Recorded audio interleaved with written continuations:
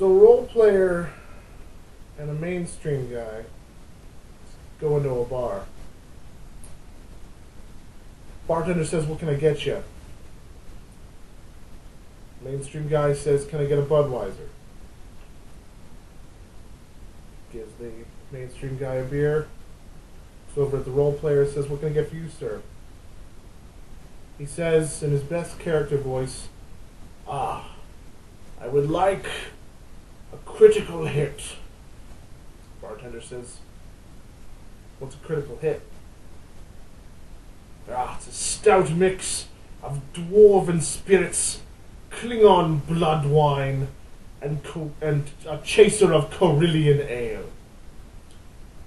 The bartender says, "Sorry, pal, we ain't got any of that. What else do you want?" The role player replies, "In that case, barkeep, I'll take some information for this sack of gold, and also a critical fail." "Alright, listen, pal. I don't know how to make a critical hit. What the hell is a critical fail?" "Oh, well, it's the same thing that you gave to that other guy."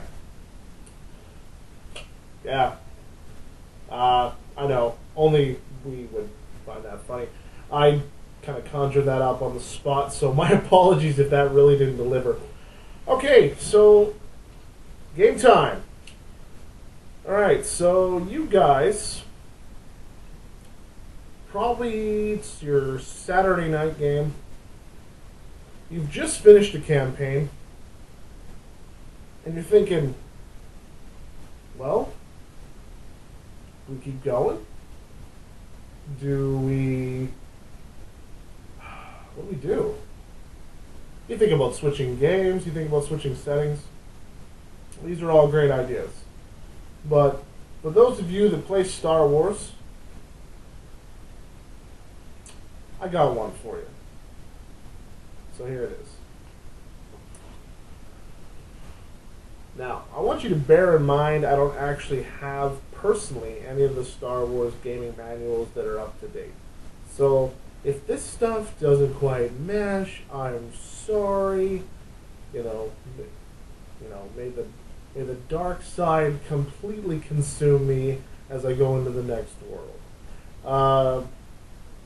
But here it is.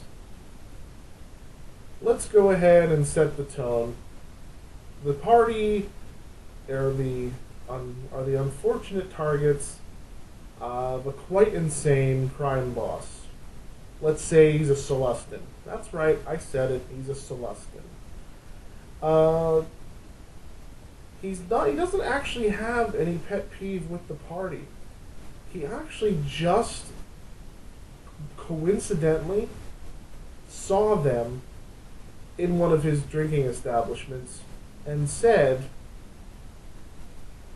to his trusted henchman, "I want them dead." Naturally, you as a game master are going to present a challenge. Don't make the henchmen like these are not 15 Sith either. Like, come on now, these are bottom of the barrel. Look at Jabba's guards, for example. Those freaking guys just might as well have built a diving board. Actually, you know what? They did build a diving board basically off their skiff to go into the Sarlacc pit. So just bear that in mind. That was supposed to be Jabba the frickin' Hutt, and this is just some random crazy Celestin gangster. Pick a planet. Nar Shaddaa, Coruscant, Tatooine, wherever you can picture this thing going down, or wherever it ties into your current setting. Okay, now his first attempt is probably going to fail if you're a fair and just game master and don't have that Call of Cthulhu gene fully installed into the base of your neck, where players are completely expendable and just you want to turn them into little balls of mush every encounter. So we're going to assume that the heroes either get away or they defeat said henchmen.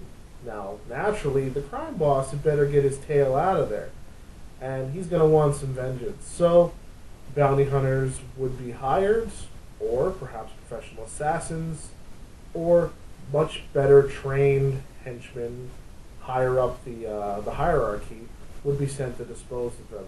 And there we go, got the ball rolling. So that's just one idea. Keeping in line with Star Wars, and also keeping in well, I'm not gonna go.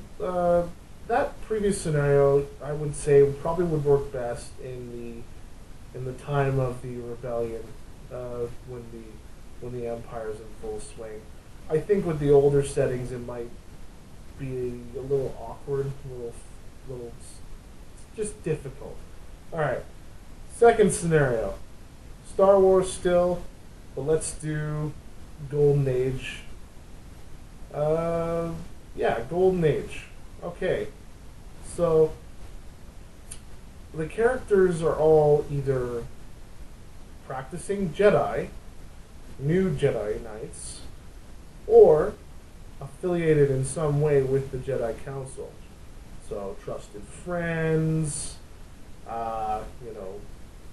just known contacts, people that they can trust.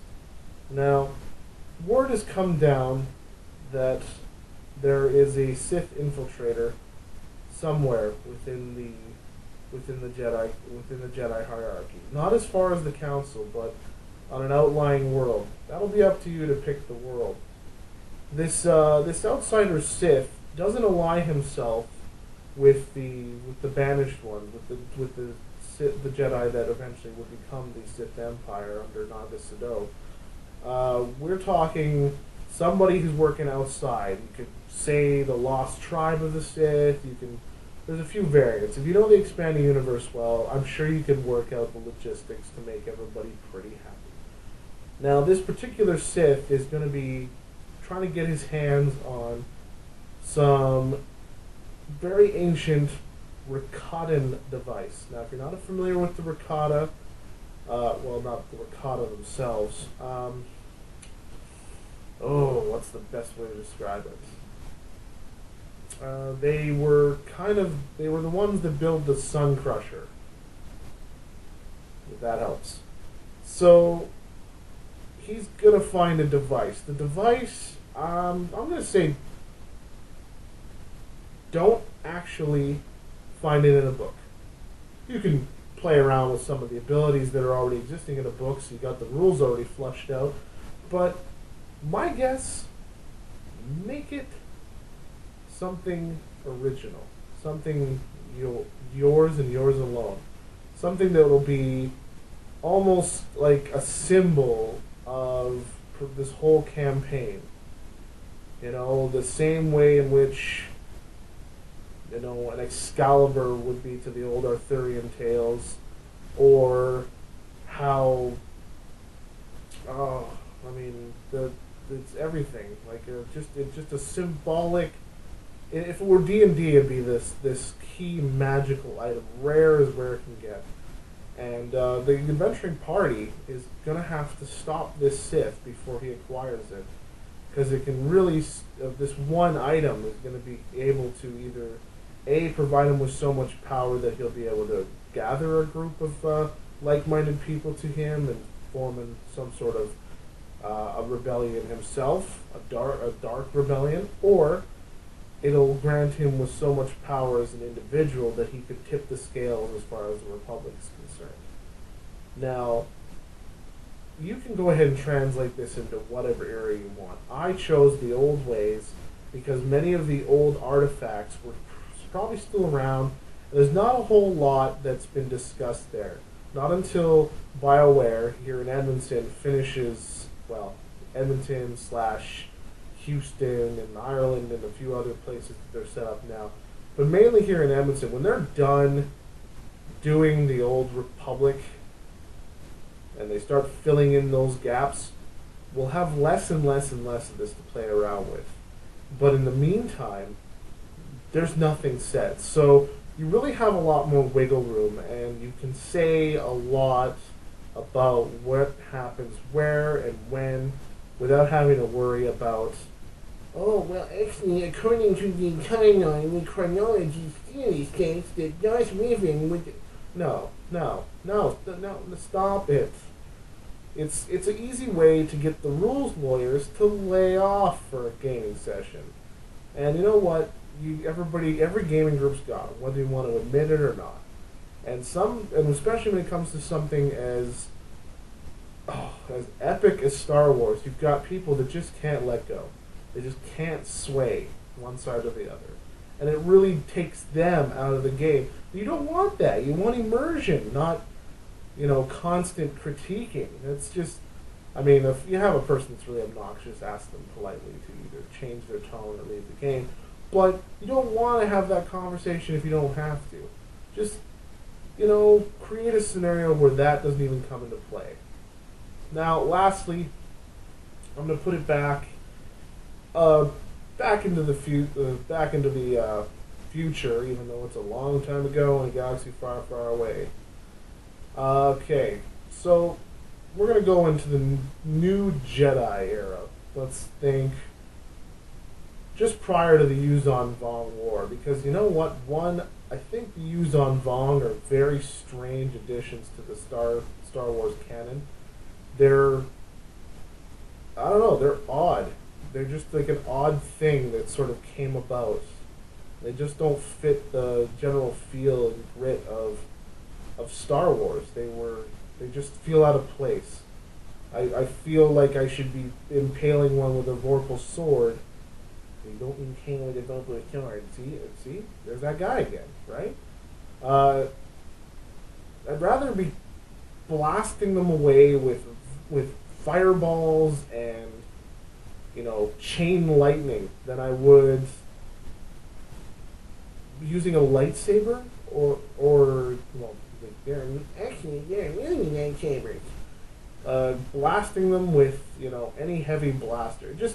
It's really weird. I've played so many games where the Yuzon Vong were used, and every time I've just really not felt very much like I'm playing Star Wars. I'm sure a game of Farscape would probably go a lot better than using the Yuzon Vong. Actually, the Yuzon Vong would be kind of awesome at Farscape. Think about it. Okay, so more to the point. That era, New Jedi Order. Luke Skywalker, headmaster / old guy. You can go ahead and tie it into that. But more so, I want to tap into more like the Imperial Remnant. Perhaps the entire party are all made up of members that have either are originally from the Empire or descended from the Empire, and they set up their own sort of independent colony somewhere in the galaxy. Now, something comes about. Yuzon Vong might be an effective tool at this point, but something will come about, some dark force, and it will rain hell upon their life. And by dark force, I do not mean evil. I mean something that's going to shatter their existence. If they're a bunch of dark side practitioners on some lonely forest moon, somebody coming along and thinking that they're evil and orbitally bombarding their civilization would be a dark force. So just keep that in mind. Blur the lines between good and evil when it comes to Star Wars. It'll really help you out.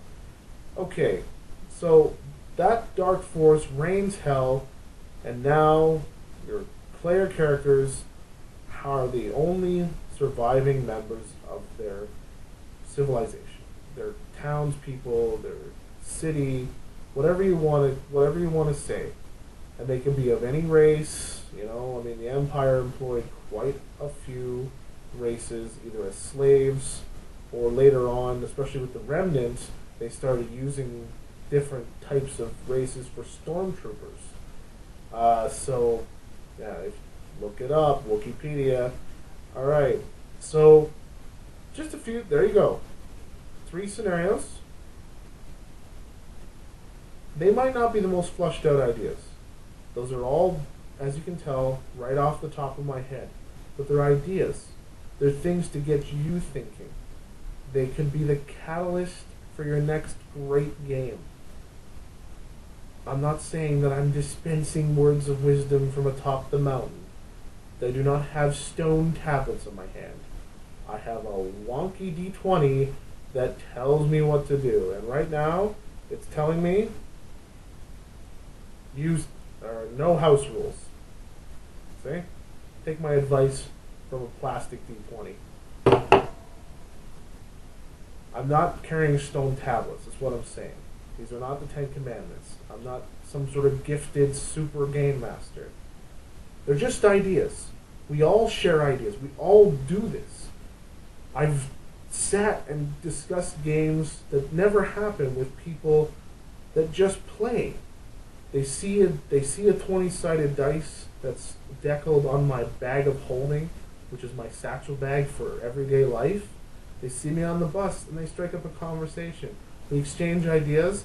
Next thing you know, I might incorporate something like that into a game, or I'm sure they're doing the same. If these ideas are not exchanged, we don't have any variety. And it's not as if there's a television show currently available that discusses any of the things we get to do in these games. They can only be discussed within the circles that we have, within the gaming groups that we have. And if our gaming pool is so shallow that you can barely get your feet wet, then you're only going to have like one kind of game every time, and people are going to lose interest and they're going to go find other things to do. And everybody's allowed to have other things to do, mind you.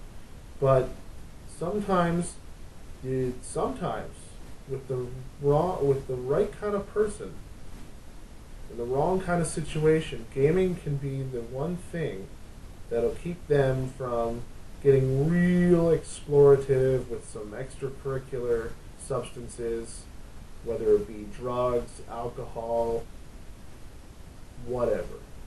They find an outlet one way or another. And I'm not saying if you don't, for the record, I'm not saying if you don't game, you're going to go do drugs.